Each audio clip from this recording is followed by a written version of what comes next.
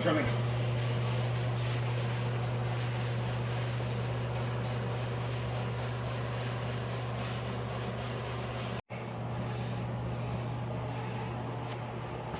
Bluetooth connected.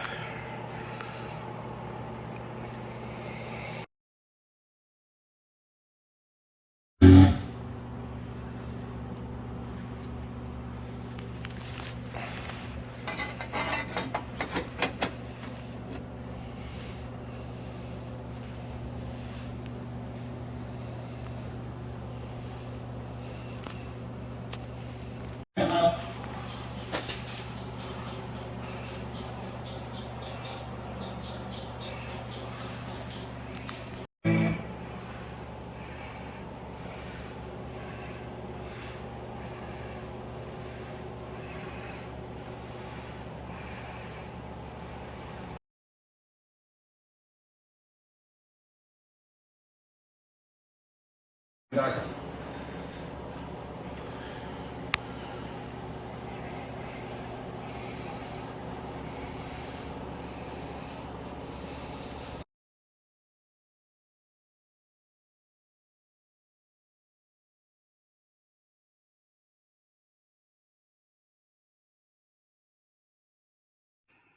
Okay, so I finally got this shape that I was trying to recreate here. This is a small piece of the upper rocker here. I cut out a little sample so I could make a new piece, and this piece has been kicking my butt for several days. Trying to recreate it and recreate it right. Still needs a little bit of refining, but I made a little jig, basically a little die to put in the press, and just a bolt, little welding, piece of aluminum.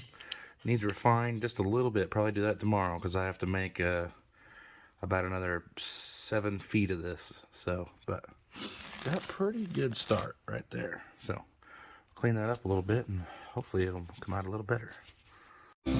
Okay, so I spent the morning kind of refining my tool, put a couple of guides on it, and worked out pretty good. I was able to, the only thing that I had to do, I tried a couple of pieces.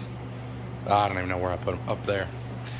And the only thing I found out is you definitely have to use one as wide as the tool, but I was able to stick it in the press.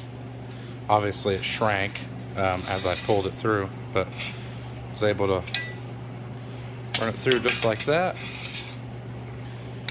Stick it in the press and repeatedly just stamp down and move it along farther and farther. It worked pretty good. I got the shape pretty much exactly I was looking for, and I got it nice and consistent. It was way better than trying to fold it over a piece of tube and hammer it all and get it consistent. This was all just using the hand press and basically stamping the shape into the metal. So yeah, much better results, and that's good because I have to do the whole driver's side with this little tool, and I think it's going to work way better.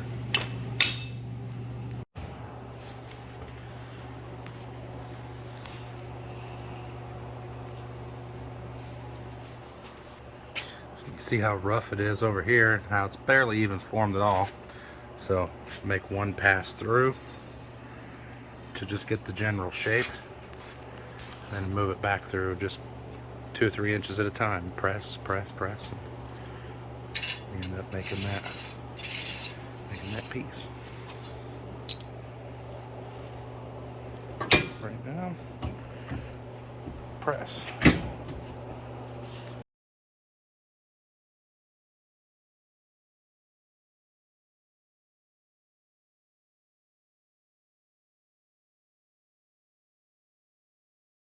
Okay.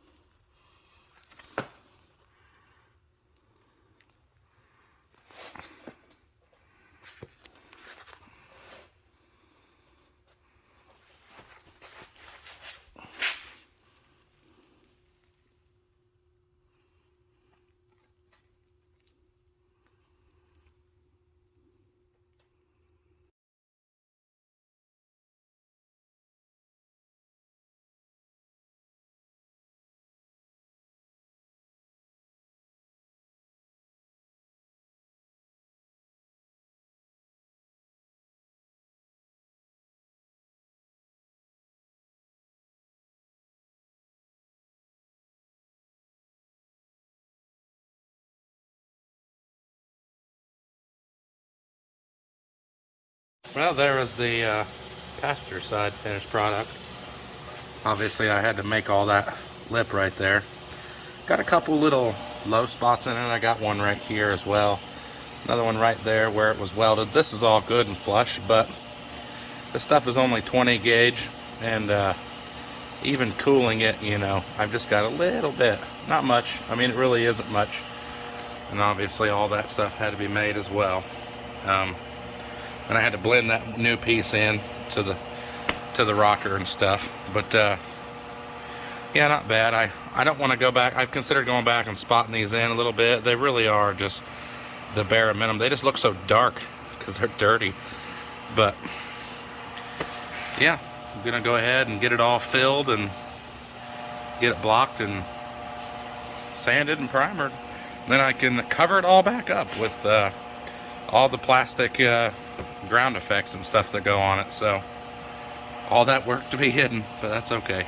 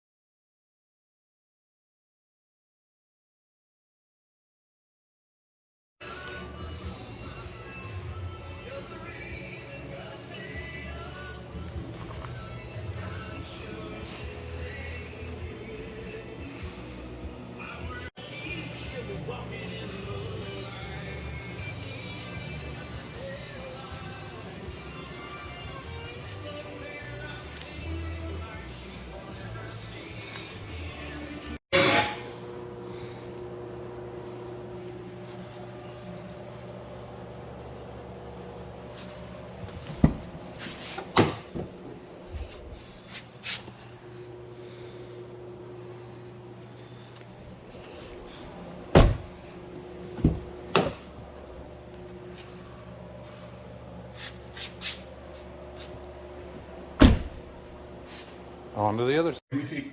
Okay, so I'm in here working on this Dodge Neon for a friend of mine. I did rockers and got the passenger side all done.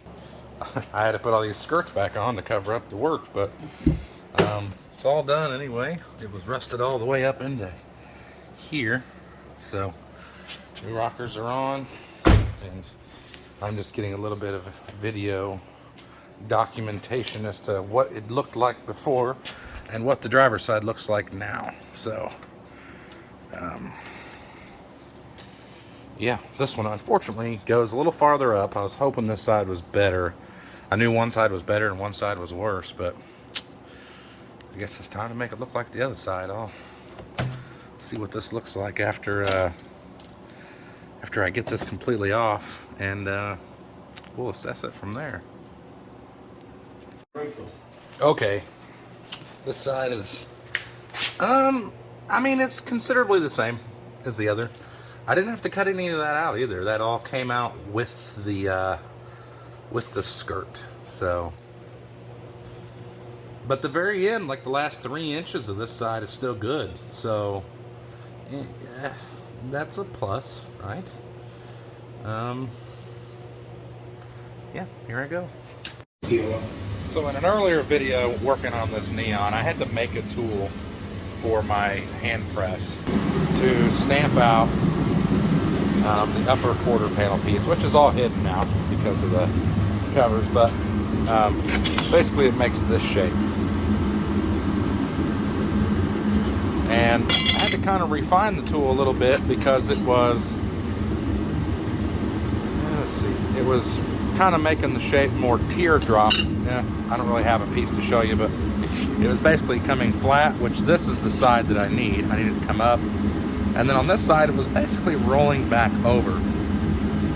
And it was kind of making like a C shape or sort of a teardrop right here. And it was too sharp of a curve. And although it worked for that side, I ended up having to cut it down like way up here. And it was just a nightmare to attach the rocker or the quarter to. So I cut the piece. I cut the little stamping piece. I ended up with some weird wrinkles. And then this one, I was able to get a good bit of them out, and I'm going to do a little bit more filing, and then I'm going to attempt to go ahead and stamp one 55-inch long section. that should do, because this side is drastically worse. It stinks. I have to come from all the way up here and go back,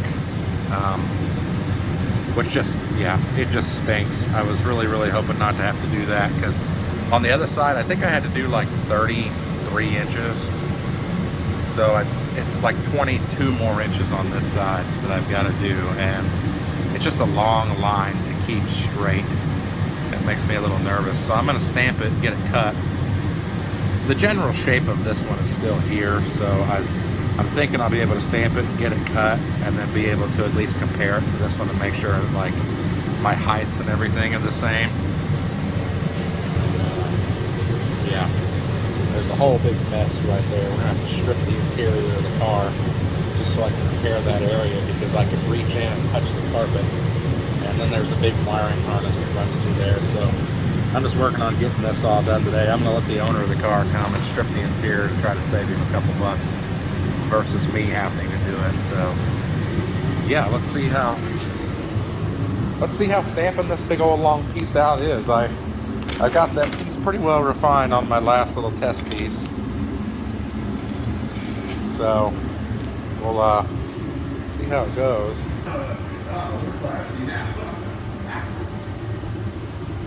Okay, so another thing that I noticed. Okay, so yeah, I'm going to attempt to go ahead and pretty much stamp a 55-inch long section. One thing I have noticed about this tool is that you got to kind of run through the first pass, lightly form the shape. I wish I had the ability to make it about an inch long. That'd probably be a lot better. And obviously I'm using an extremely old press to do it. But one thing I've definitely learned about it is make sure you have it facing the right direction.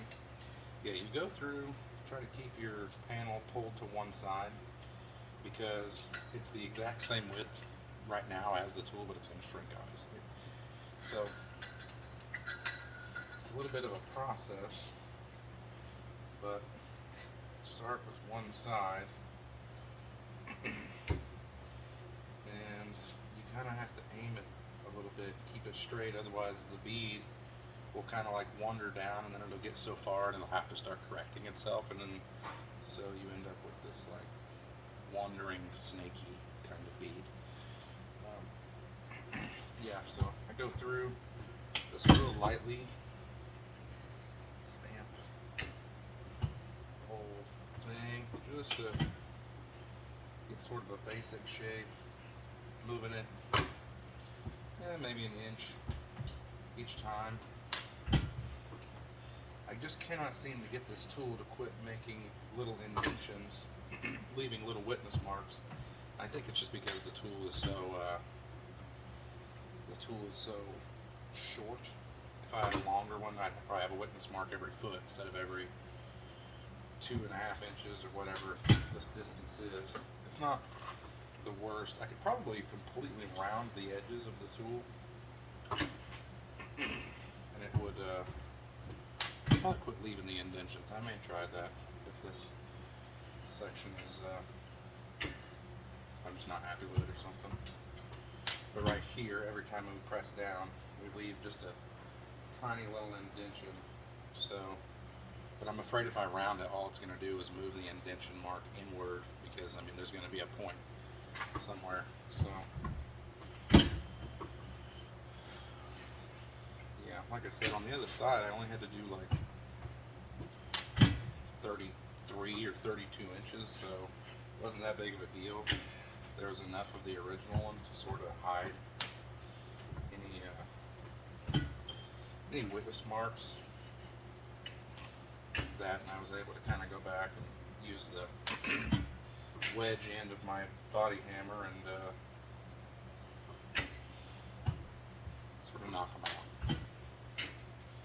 Very time consuming. I'm sure there's a tool, maybe a punishing hammer would be good for something like this. I don't know. It's definitely a next purchase. So far, it looks like the bead is staying pretty straight. I went ahead and made this a little bit long. I made this like 55 inches because I have noticed towards the very end that there's nothing you can really do, but towards the end it's going to start walking. So I gave myself an extra 3 or 4 inches. So I guess I really only have to do about 50 inches. I gave myself a couple extra inches that way.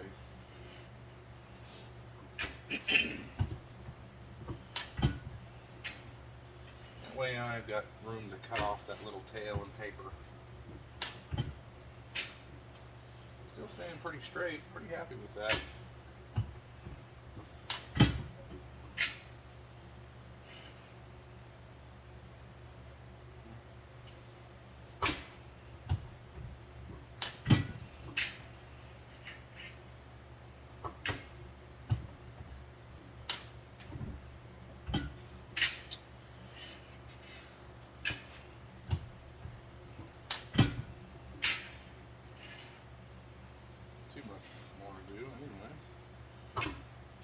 I've kept it pretty good and straight for the most part. I might be able to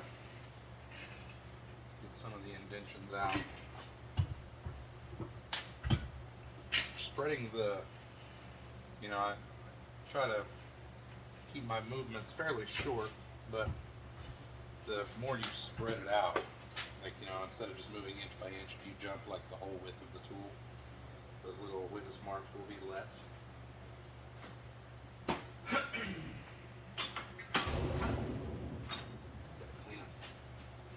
Clean a path for the rest of it to clean off the workbench. It's a lot nicer to handle the second round because you've obviously stamped a shape into the metal, so it's going to stay straight the whole time. So that's nice.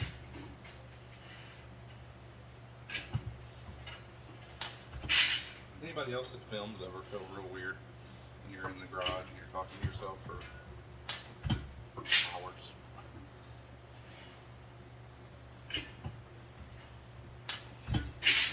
I wish I had the time to really refine this tool, like make a really nice version.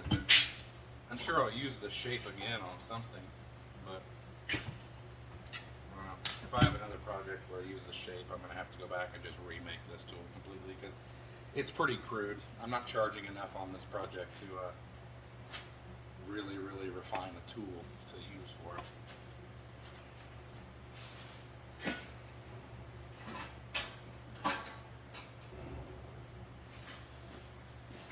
Another thing I've noticed is it's going to have a slight curve to it, which shouldn't be too big of a deal, but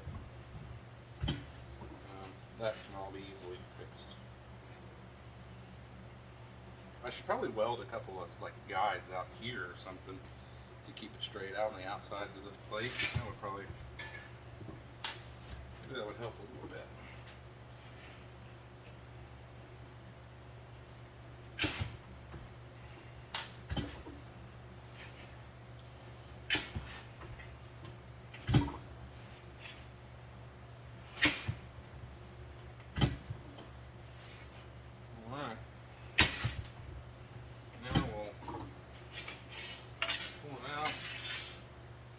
Pretty good so far. That little bit of a bow isn't really that bad, and the witness marks I think I can live with, but there's the general shape we're going for. As you can see, it's got a little bit of a bow to it, but it's only 20 gauge, so it's still pretty malleable. Also, I had to have one little shim over here to make this side right. But I'll make another path back through. Make sure that's orientated the correct way. I think you pretty much have to count both ends as a loss, honestly, because both ends are going to be a little bit weirdly shaped. Okay. Now we'll come through and do a hard stamp. Actually, press the shape in. This time it is a little more consuming because you really gotta decide how much you want to space it out. It does count on you to keep it a little bit straighter. Actually, use my Sharpie and I'll just draw a couple little guidelines on the wood, or not the wood, the hunk of steel. That ought to give me something to base it off of. I don't know how old this press is. Grandpa's had it for a long, long time, but it's got to be quite prehistoric.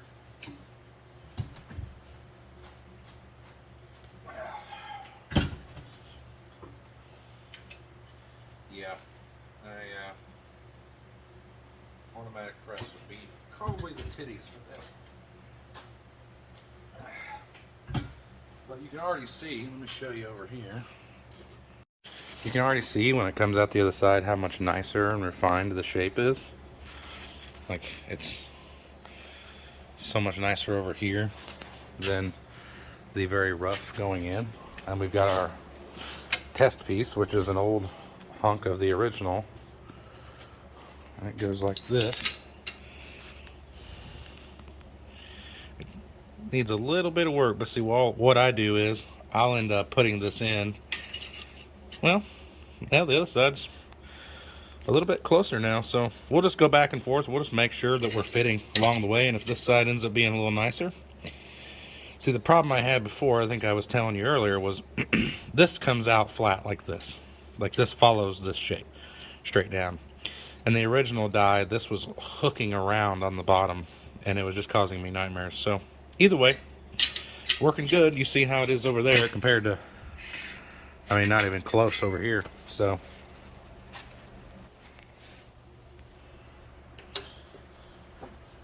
we will keep trucking along. I think those guides that I put on there are going to make a huge difference in keeping this panel straight. I'm going to start moving in bigger increments now to minimize my witness marks. If I can have a witness mark every 3 inches versus every inch, I mean, obviously that's going to be a lot nicer. So even if you was to skip over an inch, I think it would still form the shape you wanted pretty well.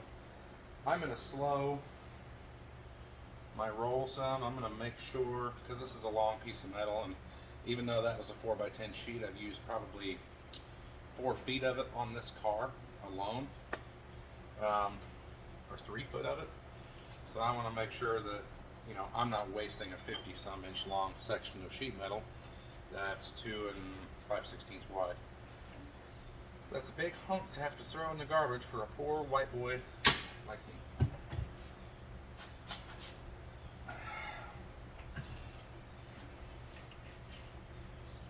What do some of you guys use though? Like, I mean, I'm generally curious.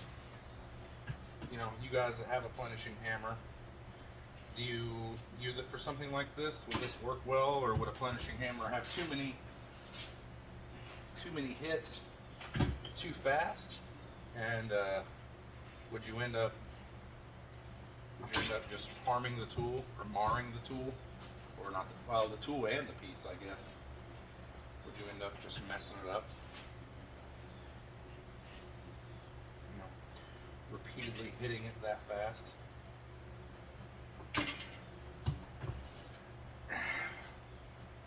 Check my piece.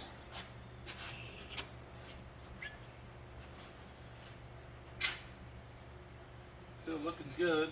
Witness mark's not bad over there. It's actually strange. Used to, this side of the tool closest to me was the side that formed the shape. But since I've changed it to get rid of that teardrop, the other side of the tool actually makes the shape nicer. So, but still making it damn near perfect all the way along through there. Realistically, a plenishing hammer would be best for getting these small dents out, or the small ripples that the tool is making, because the tool is so short. I'll just have to lay it out on my workbench or my welding table and go through with a little bit of hammer work and get that out. It's no big deal. Most of those little blemishes and stuff, I'm faithful, will come out in the just sanding process and smoothing it all out. I'm not even going to use a fairly large chunk of this. Well, everything on this side I probably won't end up using past the bottom of the radius where it comes down and flattens out. Where it comes down, that's probably where I'll end up cutting it off. So I'm not stupid worried about the imperfections on that side.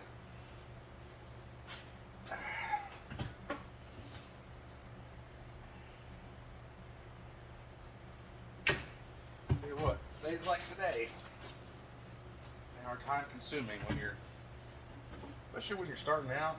You can't, you know, I feel guilty having people pay me to learn, you know, because it is a learning process. I'm still in the early stages of business, and early enough to know that there is better out there than myself and what I do. And definitely processes like this that kill the wallet. It takes so long to do, but you know, it's got to be done. If you want it to look right, or if you have a standard that you're setting for yourself, I mean, you know what you'll accept and what you won't accept. So I would like to think that I'll accept nothing less than the best I can do, and sometimes that means starting over or throwing things away or losing a couple bucks. I'd much rather put out a product that I can stand by and be proud of. I've recently seen a truck, I'm not going to name the guy, but recently seen a truck that belonged to a guy that I did some motorcycle tanks for, and don't get me wrong, I had the tanks for a long time. It took me forever to do them. And there's a big difference between welding panels on, in my opinion, and making a tank hold liquid. That took me a long time to get those right. And he took his truck somewhere else to have the metal work done.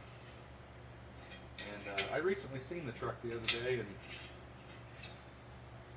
my gosh, I would love to know what he paid for that kind of work, because it was something else. It was definitely something else. I don't know what shop did it or how much they charged, but if it was anything over 4 digits, it was a ripoff. That's saying something, because they did rockers, cab corners on an extended cab, and they painted it. And I still don't believe the job was worth over 4 digits. Now, I don't paint here. I just do the metal part of things. I don't have the space. I don't have the temperature control. And we have a very small machine shop behind me, so I don't necessarily like contaminating that aspect of things.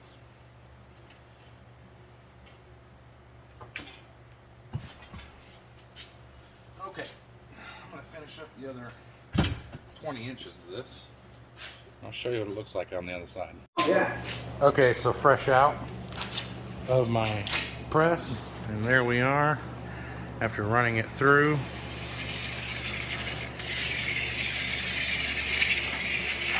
Ta-da! And turned out really, really nice and straight all the way down through there. Got a little wrinkle right here, which this will be the top side, so I'm gonna have to go through and hammer that smooth. You can see it kind of up and down a little bit. This side turned out perfectly flat, but again, I'm gonna end up cutting it off. I'm gonna end up cutting it off right here, right about there, and then that's where the new quarter panel, or rocker panel, I'm sorry, is going to reattach. So yeah, crazy happy with that. Just a little bit of homemade ingenuity, and that piece is done. And just a couple of minutes, really, go through and refine it with my hammer and dolly. So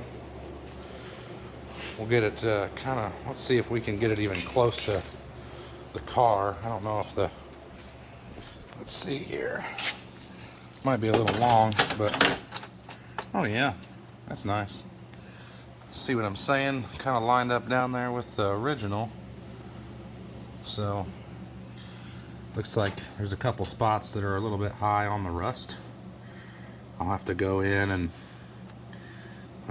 just repair those areas, but for the most part I'm good to go. I'm good to go. And that puts the weld up kind of high on a little bit of a radiused area, which I'm not gonna lie to you, I would prefer to weld on a radiused area than a flat. I mean, I don't know. I'll retract that statement, but you know what I mean. It's a lot easier grinding welds off of a radiused area than it is a flat area, in my opinion. But yeah, so bring it back to where it needs to be, right there. That's where the good is. And I gave myself a little extra for the new corner, so get this piece all trimmed up, hammered flat, and get it marked on the car. Start getting it cut off of the car and try to get this piece welded on. Okay, so I'm on the driver's side of this Neon, and yes, I've had this thing for way too long, if you're wondering. But I finally getting some good progress on the driver's side, and I had to do a patch. I had to basically cut into the inner structure of the car, so like it's hard to tell because I've got some black paint sprayed inside, but basically from here all the way down, and then a section probably, I don't know, I think it was 19 inches long. I had to actually cut on into the inside of the car, so that's all sealed up, and I got this bottom lip on now, so gonna get all this outer structure welded back on here, the outer like subframe, I guess, or inner frame structure welded back on, and then we'll move on.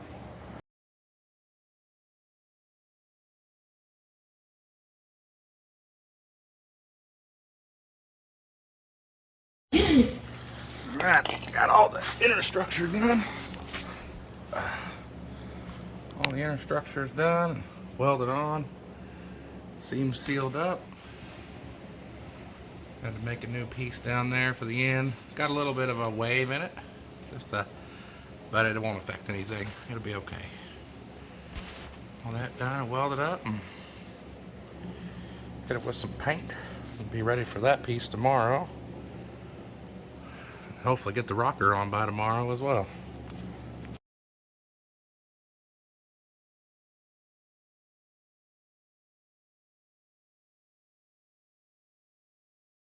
So a little tip, and I'm not one for giving tips because by no means am I a professional, but a little tip for guys who maybe just don't know or don't think about doing this, but it helps so much. So I had to make this piece, this bottom molding, I guess, for the bottom of this Neon, and I made a tool to stamp it all out, and I've shown that. But when I'm putting it on, I've got body panel clamps to go in between and give you a good spacing. But the problem is, you know, this is starting to radius right here, and you can't really get those clamps in there really nice. And even when you do, you then have the gap that you have to fill, and I know that can be a little bit tricky and it can be a little bit frustrating. So what I do is, you know, on a panel like this, behind here, if I can look in there, you see there's another small piece back there where these tack welds are. So I've got a piece back there, and on something like this, if you were doing a quarter panel, no, you don't want, you know, you want your welds to penetrate perfectly, and you don't want them protruding out the backside. That way when you seal all that up, there's no evidence that quarter panel work was ever done from the trunk. You know, you want that. But this is a rocker panel, and hopefully, if done correctly, the inside of this rocker panel is gonna never see the light of day again. So I cut me a piece of 1/4 inch, not 1/4 inch thick, but about 1/4 of an inch wide, 20 gauge, the same material, and I tack welded it on the back side of this one from the, you know, on the other side, and it sticks over just enough to cover my cut gap. And you can see, you know how it is. You cut one piece out and you put a new piece in. You've got these two lines that are not going to be perfectly met up. But now I've got a backing, and I can get my welds to penetrate and fill that gap in completely. That way when I grind all this down completely smooth, and you can't tell that it was welded on anymore, that weld penetrates that gap and has a backing, and you're not blowing through. You're not, I usually take a little piece of aluminum. I've got a little strip of aluminum I stick back there to use as a backing on some projects like quarter panels that I can't, I can't let weld and wire, and I don't have the metal to be blowing holes in it, and TIG welding would really be ideal for this. But yeah, just a little trick that maybe some people, maybe you haven't thought of or whatever. And again, it's just a little strip on the inside about that tall, and it'll never be seen again. It's nothing that's going to look gaudy if anybody ever does cut into this. But just a little bitty helper, just a little backing to help get your new panels all welded on. Hey. So I went to the junkyard to get these panels for this srt-4 neon, and it was so funny. I was flipping this panel over to sort of trim it and stuff, and I noticed the Bondo in this panel, and I was like, oh my gosh. So I've got to take all that out. Luckily it's not like dented on the back. I'll just dolly it straight, but like I never even noticed it before. I didn't even notice it when I was cutting it out. But what a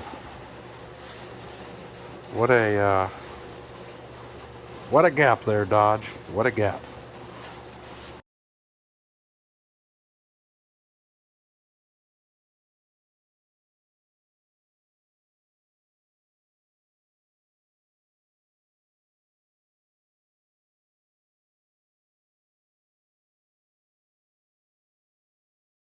Hey.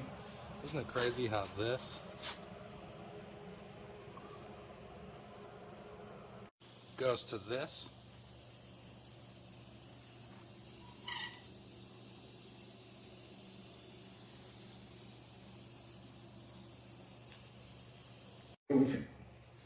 To this.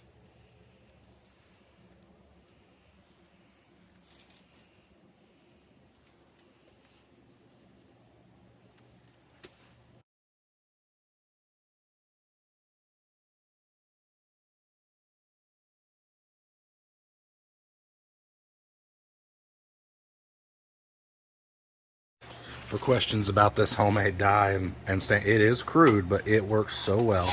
Got a block of aluminum smoothed out to match my shape, a bolt, some weld ground down, and I'm gonna have to clean it up since it's been sitting here, and the big old hand press, and a little shim here I've got in here just to kind of fine tune the shape. But that is the homemade tool and die. But man, it makes a really nice piece.